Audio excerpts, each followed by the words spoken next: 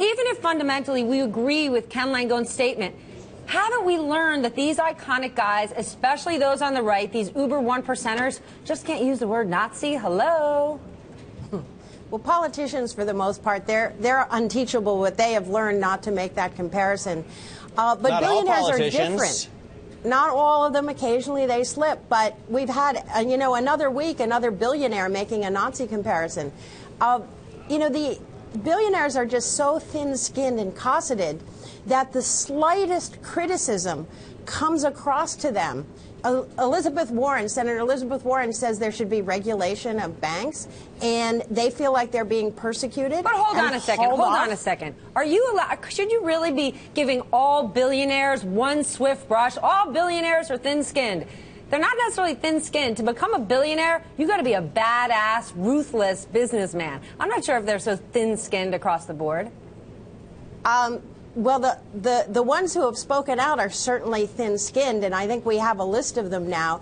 And what happens is once you're in a cocoon where everybody laughs at your jokes and people don't criticize you for the most part. I'm not saying all billionaires who got there. Hey, I have some billionaires who are my best friends, and I'd like to keep them. And I'd like to keep them that way. I'm going to float just an idea that maybe these billionaires feel that since they've achieved this success and since they've already earned their money, that they can say stuff that other people can't say. As politically incorrect as it may be, for example, Ken Langone wasn't necessarily all that wrong in his comparison, was he? Well, I don't think regulation or some members of Congress saying that carried interest should be taxed as ordinary income is the kind of persecution that took place in 1933 in Germany. I don't think that. No, it's, what do you it's think, not Margaret, the same. What do you think about Hillary Clinton's comparison of Vladimir Putin to Adolf Hitler? Because I didn't think it was that far off base.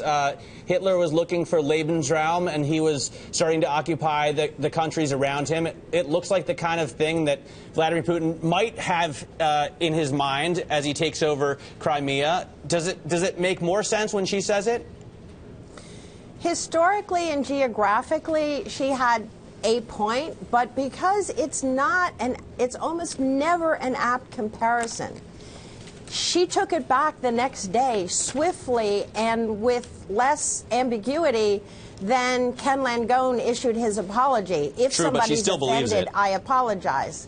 All right. Well, I'm saying geographically she might have had a small point, but it's not a good comparison to make because it gets you in trouble.